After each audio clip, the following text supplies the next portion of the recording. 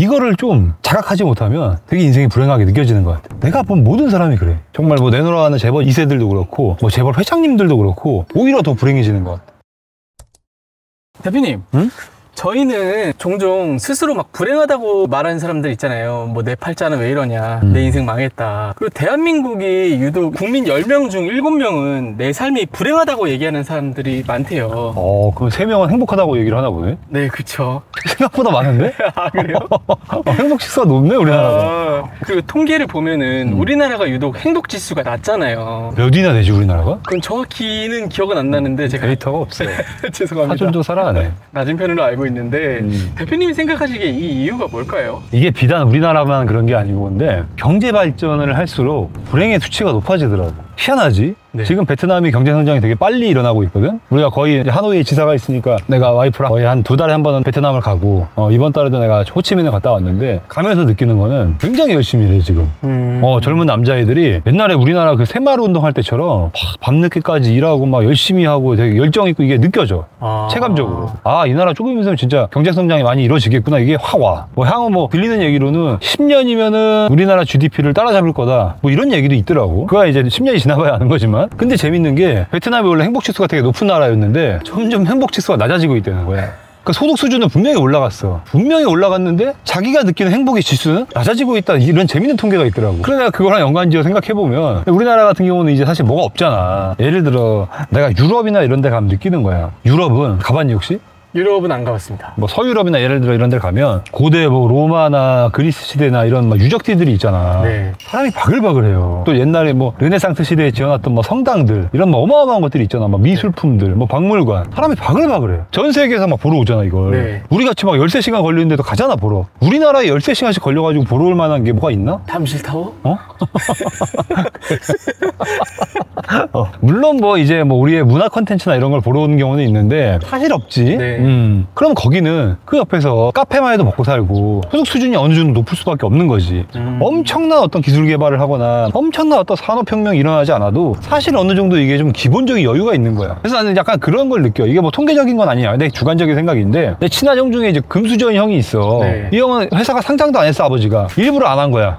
회사가 워낙 돈이 많아. 그리고 이제 상장은 불편하잖아. 뭐 이것저것 막 감사받아야 되고 뭐 하니까 상장을 안 하신 거야. 이 형한테만 나오는 게 한 달에 임대료가 한 2억 얼마 나온다 그러더라고. 네. 그럼 이 형은 좀 쉬엄쉬엄 일을 해도 망하진 않을 거 아니야. 물론 어떤 성취에서 오는 뭐 이런 건 좀 덜 할 수 있어. 그런 행복감은. 하지만 되게 내가 막 이런 막 구렁텅이에 빠질 것 같은 그런 나락의 어떤 불안감은 좀 없잖아. 반면에 우리 같은 사람은 우리가 뭐 해봐야 이게 한 달에 열심히 일해가지고 뭐 조금 벌고 그거 모아서 또 다른 사업하고 조금씩 늘리는 거잖아. 뭐 여기저기서 또 투자 유치하면 이거 잘 해가지고 아이고 네 감사합니다 해가지고 뭐 맞춰가지고 뭐 좀 미스 나면 막 혼나야 되고 주주들한테 그지? 그러면서 회사를 하는 거 아니야. 그러다 보면 행복감의 차이가 당연히 있잖아. 나는 이게 서양의 오랜 조상들이 많이 쌓아놓은 유적을 갖고 있는 그런 나라들은 상대적으로 이미 우리보다 앞서서 선조들이 노력을 많이 했잖아. 그러니까 아빠가 돈 많은 거랑 비슷한 거지. 그러니까 그 국가가 우리보다 그래도 조금 여유 있고 복지가 잘 되고 이런 게 어떻게 보면 좀 당연하다고 생각을 해. 우리가 그걸 지금 따라하자고 같이 막 주 4일째를 하고 이런 거는 나는 좀 시기상조라고 생각하는 거지. 그리고 당연히 우리가 그만큼 치열하니까 또 치열한 데 비해서 우리가 자각 능력이 높아. 이게 경제 성장이 높아지고 교육이 많아지고 하면서 우리가 좀 자각을 하게 되는 것 같아. 전 세계에 어떤 사람들이 있고 어떤 복지들이 있고 뭐 점점점 이렇게 좁혀지면서 우리 주변에 또 어떤 사람들이 있고 경제 성장을 하다 보면 이제 빈부격차가 커지잖아. 잘 사는 사람이 이만큼 잘 살고 평범한 사람들은 적당히 살고 조금 못한 사람들은 되게 힘들어. 이 갭이 이제 그전에는 보이지 않던 게 교육이나 어떤 매체나 SNS 이런 것 때문에 이제 눈에 보이기 시작한단 말이지. 그러면서 좀 더 이게 통신 발달과 경제 성장과 이런 것들이 행복 지수 자체는 오히려 낮추는 요인이 되지 않나. 나는 그렇게 좀 보이더라고. 그런 부분들이 많은 것 같아요. 이제 점점 삶은 편해지는데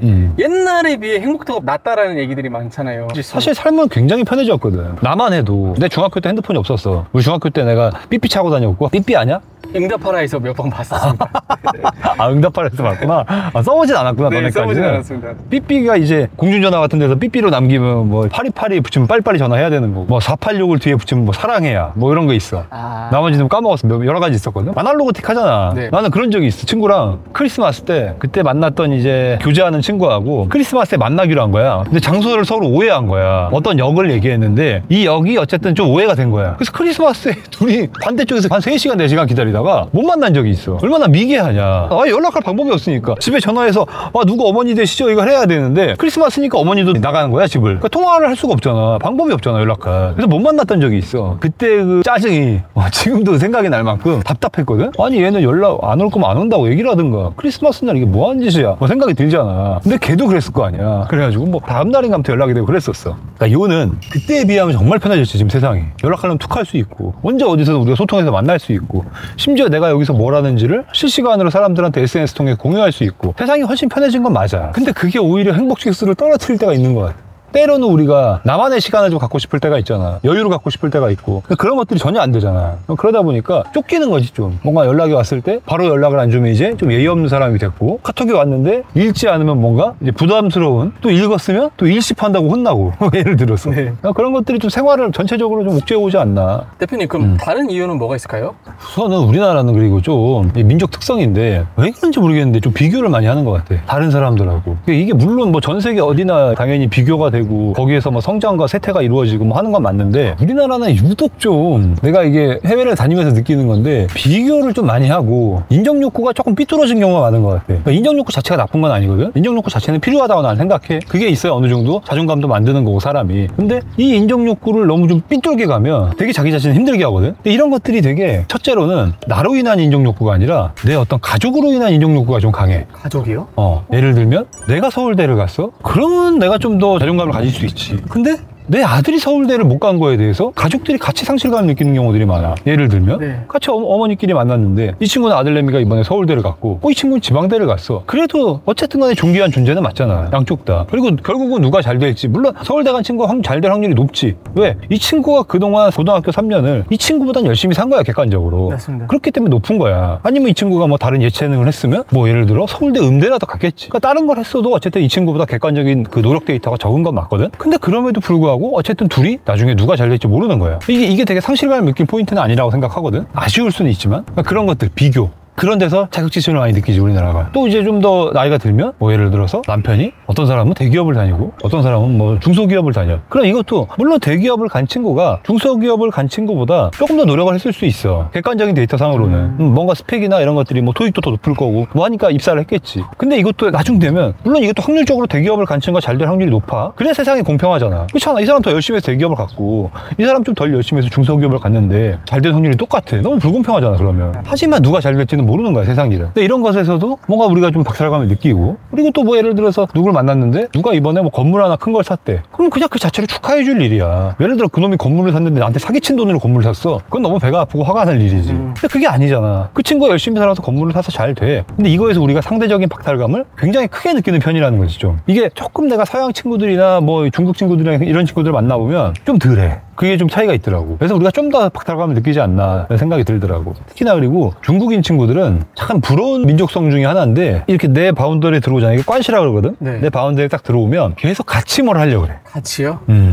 뭐 사업을 해도 뭔가 좀 같이 하려고 하고 뭔가 비즈니스를 좀 하더라도 좀 뭔가 같이 하는 걸 선호해. 그래서 좀 부족하면 도와주려고 하고 좀 이런 것들이 있어. 혼자 잘 되려고 하지 않고. 우리나라 잘 되면 어때? 우리나라 잘 되면 이제 욕하죠. 쟤 뭐 불법으로 돈 벌었다. 그치. 그렇게 건물 샀다. 그리고 잘 된 놈들도 숨겨. 뭐 해도 잘 되는 얘기를 잘 안 해. 왜? 이게 또 시기의 질투의 대상이 되고 모방의 대상이 되잖아. 그쵸. 연예인들도 열심히 해서 건물 사면 뭐라 하잖아요. 그치. 그렇게 열심히 착한 척 하더니 건물 건물 산 게 쟤는 아닌데. 그러니까 그런 것들이 조금 더 우리를 불행하다는 착각이 들게 하지 않나. 조금 그런 것들이 내려놓으면 되게 편안해질 수 있는 측면들이거든. 내 주변 사람이 잘 됐어. 그럼 나는 그렇게 생각해. 생판 모르는 놈이 잘 되는 것보다 내 옆에 있는 놈이 잘 되는 게 나도 잘 될 가능성이 많잖아. 그쵸. 조금이라도 있잖아. 네. 뭐 예를 들어 너가 지금 배우할 생각이 있어. 근데 예를 들어서 내가 갑자기 뭐 봉준호 감독이 됐어. 네. 그럼 내가 너를 찾을 거 아니냐. 그래도 엑스트라라도. 그쵸. 근데 내가 봉준호가 됐는데 너랑 나랑 몰라. 너가 나를 만날 수나 있겠어 그럼? 아니죠. 없겠지. 그러니까 사실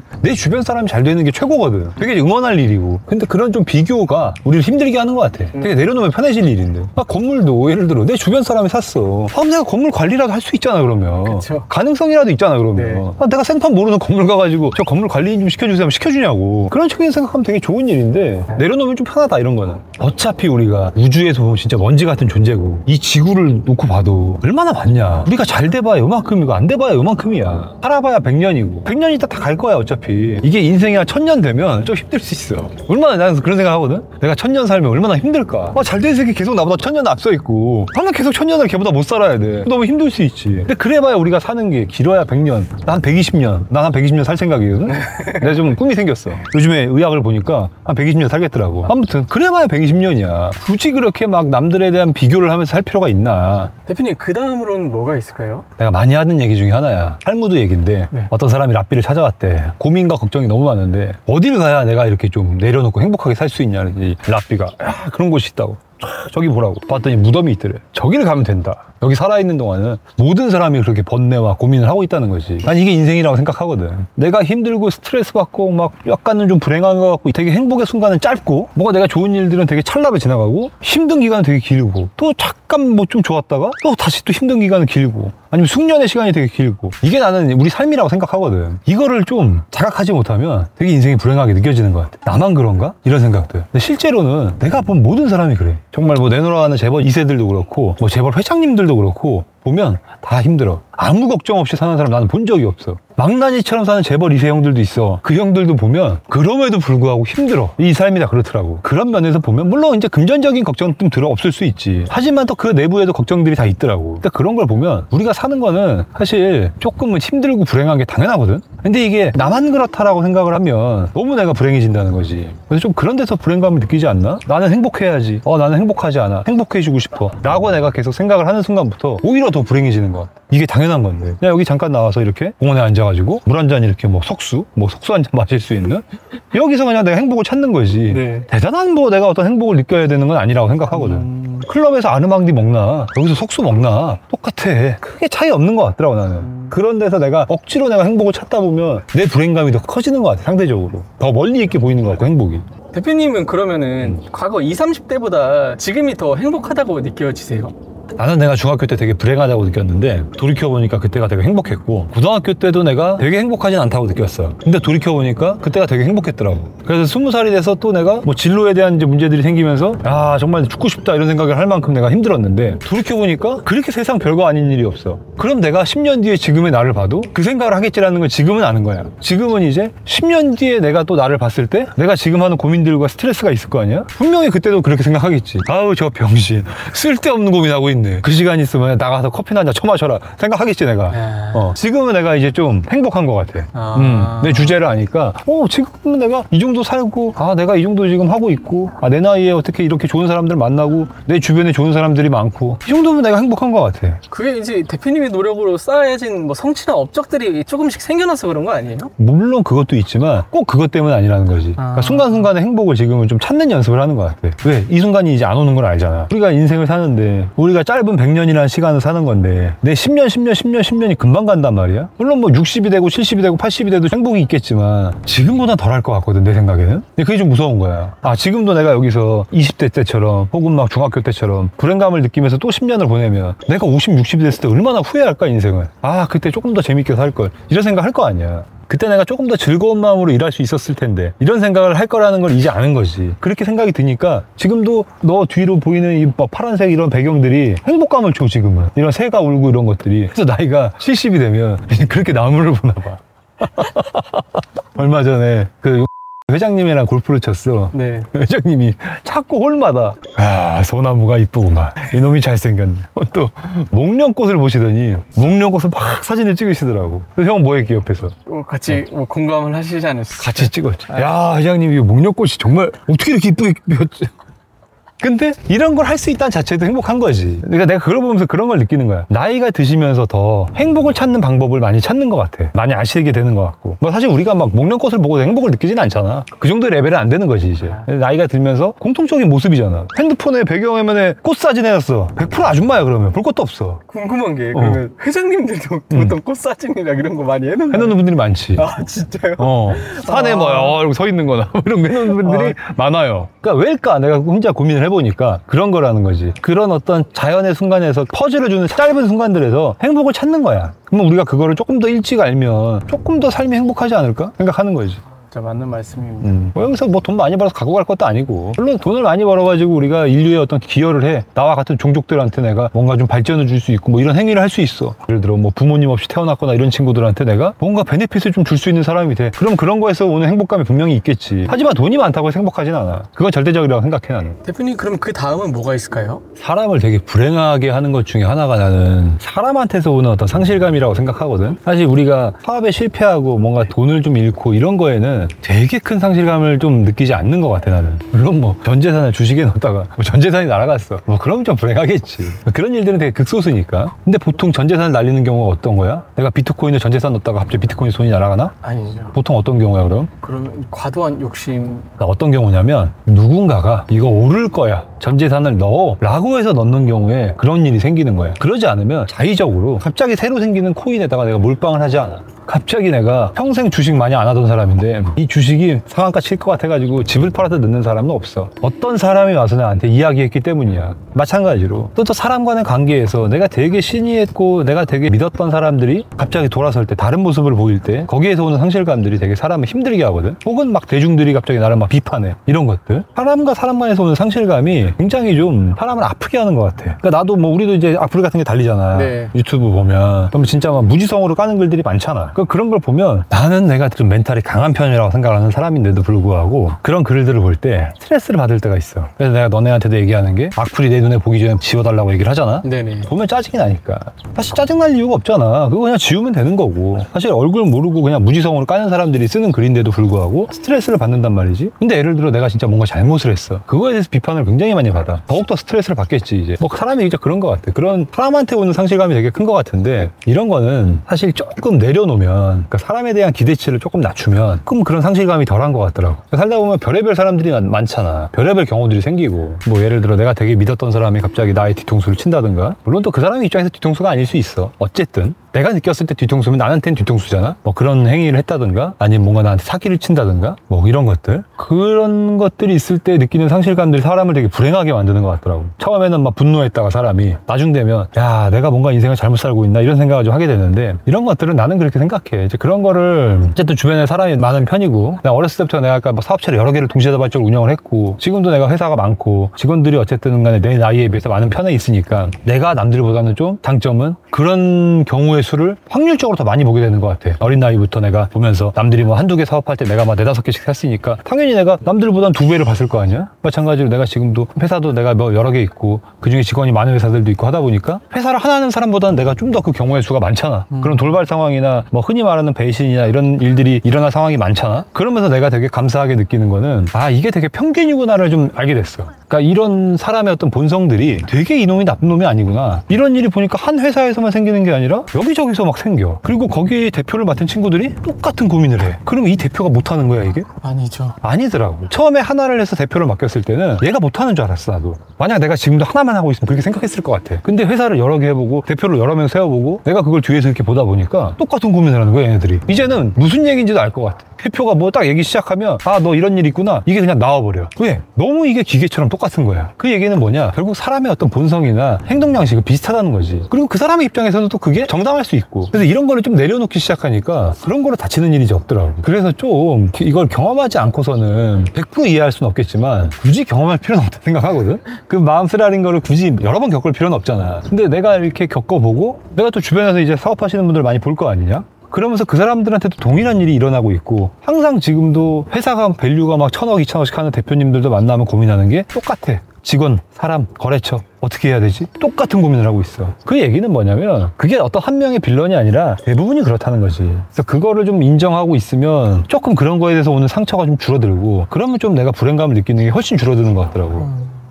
근데 사람이란 게 이제 같이 붙어서 얘기를 하다 보면 정이 생기고, 정이 생기면 또 기대 심리가 생기잖아요. 어떻게 기대감을 죽일 수가 그러니까 이렇게 되는 것 같아. 이게 이제 내가 좀 무미건조한 사람이 됐을 수도 있는데, 네. 내가 사람을 만나면서 단점이야. 이거는 되게 단점 중에 하나인데, 사적인 얘기를 잘 안 하잖아. 아, 네네. 그치? 찬빈이랑도 지금 거의 지금 얼마나 됐지? 1년 넘었습니다. 1년 넘었니? 네. 내가 너랑 밥 먹거나 하면서 내 사적인 얘기를 한 적이 있나 혹시? 없습니다. 아예 없지. 네. 내가 일부러 안 하는 게 아니고 내 사적인 얘기 하는 거를 좀 까먹었어 이제. 그게 좀 단점이자 장점인데, 뭐냐면 기대는 해. 업무나 뭐 사람을 만났을 때 기대는 되게 높아. 항상 되게 기대는 하는데 이 기대가 이만큼이 높았을 때 실망이 되면 이렇게 꺾이잖아. 근데 이게 잘 없어. 아무리 기대를 하고 좋아서 너무 사랑하고 너무 기대하고 하는 사람도 뭔가 다른 모습이 나왔을 때 이 상실감이 되게 낮다는 거지 이제.